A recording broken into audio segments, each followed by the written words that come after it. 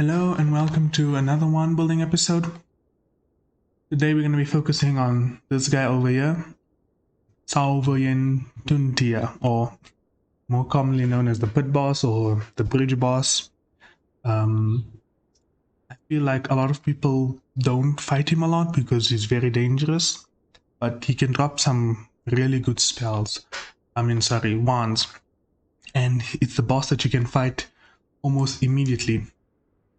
And I was also very shocked because I released post like 2 days ago asking you guys if you ever fight the pit boss, and I was very surprised by the amount of people that said either he's too difficult or they're too scared of him or they don't know any good wand builds. And also people mentioned about the tablet cheese. Some of them don't like it, so I also personally don't like it, so I'm not going to be covering the tablet cheese where you get him to kill himself, because that doesn't really have anything to do with wands and wand building. So you're going to make a focus on certain wand builds that can kill him very easily. But let's just explain like some of his attacks. So this is the Noita wiki. The main reason why he's difficult is because if you look over here, he's immune to drill damage and he's almost resistant to all other types of damage: electric damage, explosive damage, and projectile damage, which is the main types of damage that most of the spells do. And of course he only takes 30% of that damage from that. The only times he takes normal damage is melee, slice, and toxic. And there's only one spell in the game that does toxic damage, so you can even ignore that. Melee and slice is the main sources of damage you want to look out for. The other two annoying things he has is he has a matter eater field around him. So any like earthquake, falling ceiling, or acid or lava, none of that will actually deal damage to him. But in any way, he can't take damage from that anyway, because if you look over here, this is the code for the pit boss.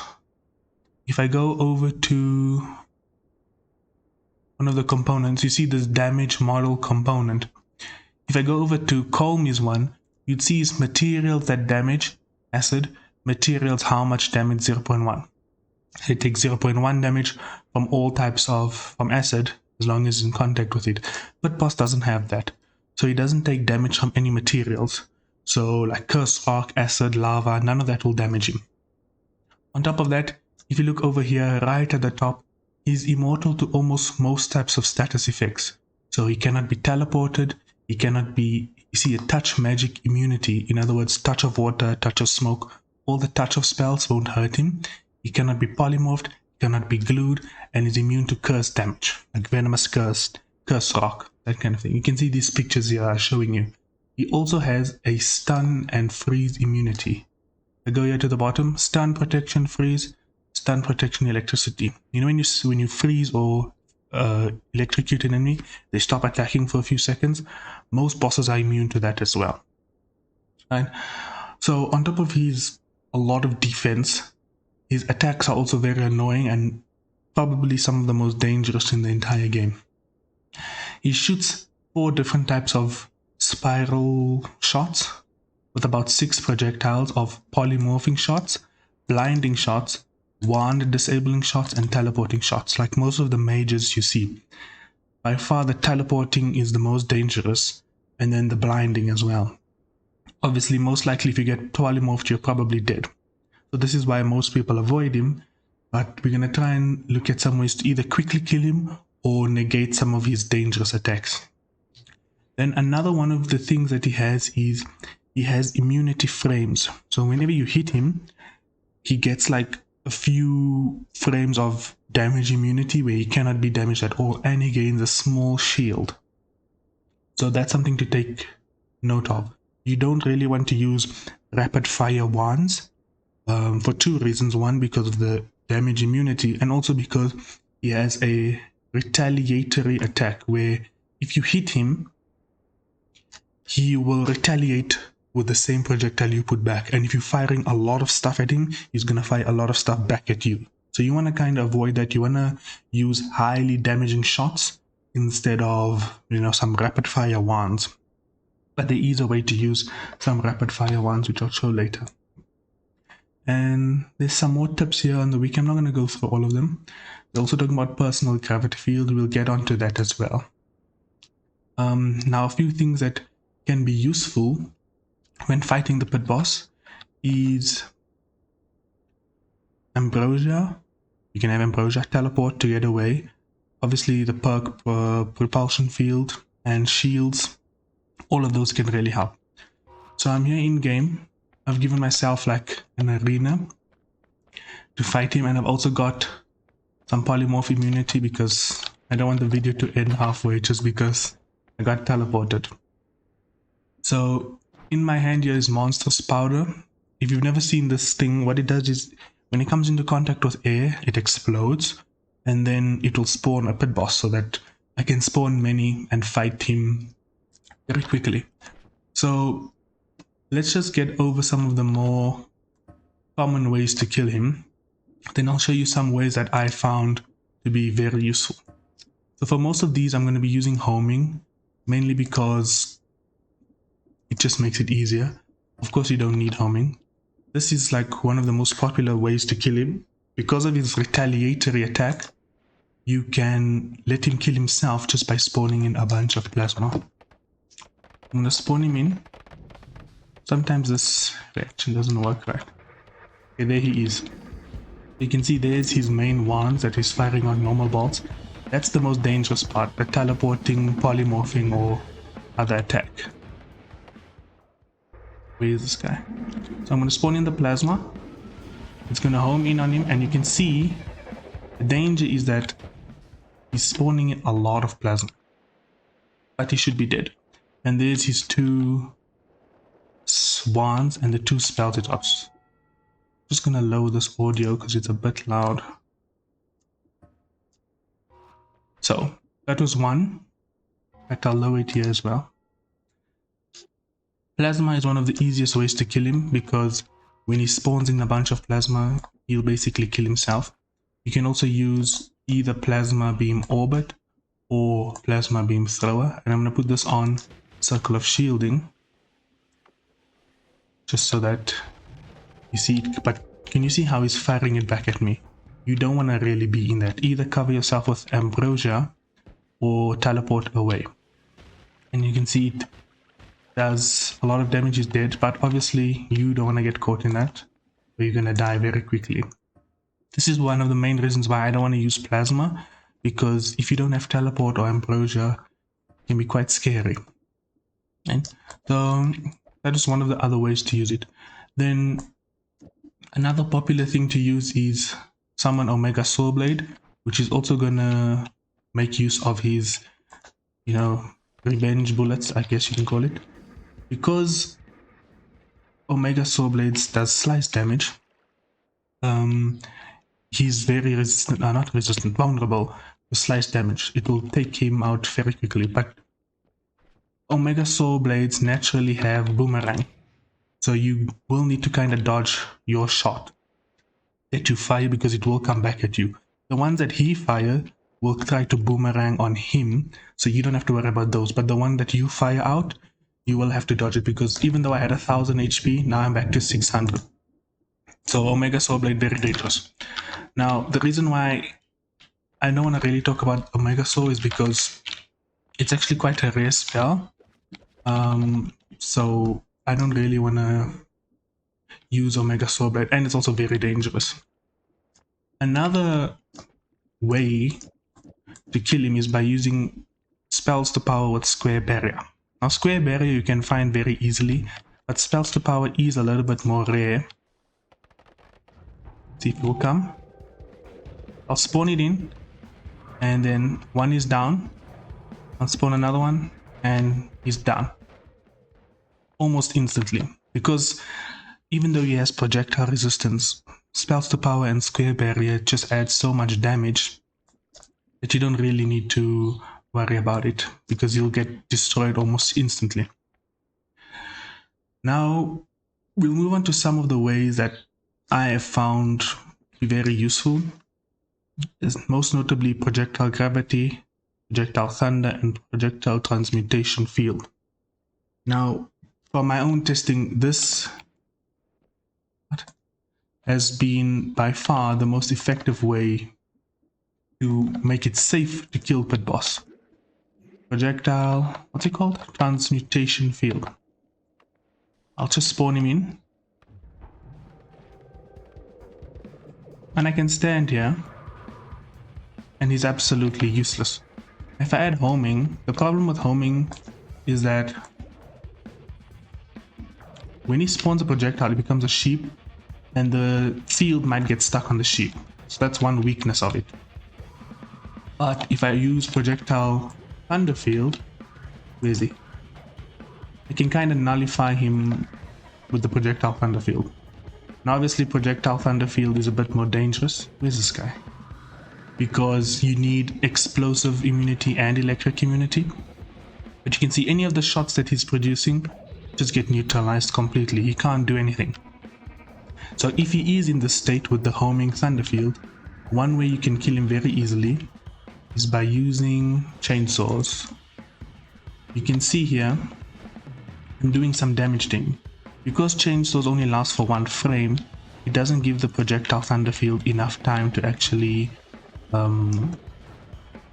activate and damage get rid of the chainsaw. So if I add some damage here, like 2 heavy shots, you can see I'm standing directly inside him. And okay, you got me with the poly shot there. That shouldn't have happened. But where is he now? I think I went too low. Okay, I'm gonna go back up. Where are you? Using the chainsaw to deal damage, you can eventually whittle him down, but most of his attacks shouldn't hit if you just keep a good distance. You can also use long distance cast, which will put it at a distance so that you'll be a lot safer. Then the other thing I want to talk about is using these, but if we combine it with damage field. Now he's not immune to damage field, so when I cast it, here's this guy. Okay, there's it. So I have on here a damage field on the circle of thunder, right? You can see the purple damage field, and if I just wait a few seconds, he'll eventually take himself out. And he gets wiped out, and it's going for the second one. I can stand right here and nothing's gonna happen. But obviously you would need explosive immunity and electric immunity because of the thunderbolts. But if I use projectile transmutation field as well, I only want 1 to spawn, not 2. Right. Projectile transmutation field works good as well. The damage field is what's doing all the damage, and he's trying to retaliate, but all of his spells are being turned into sheep. And if you just give it a few seconds, and he's down. And so you can use it offensively like that, or if you take out the damage field and just have this, or even without it, like if you just cast this in an area, it becomes useless, and then you can use the chainsaw to deal damage. Obviously, you're going to be killing a lot of sheep, but this is Noita after all. Another thing that I found to be useful, but not as useful as the others, is Tentacler.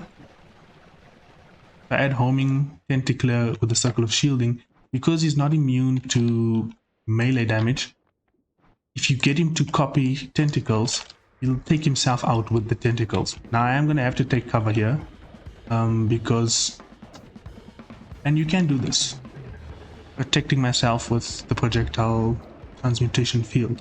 And you can see his wands are spamming me, causing mass slaughter, but I am perfectly safe.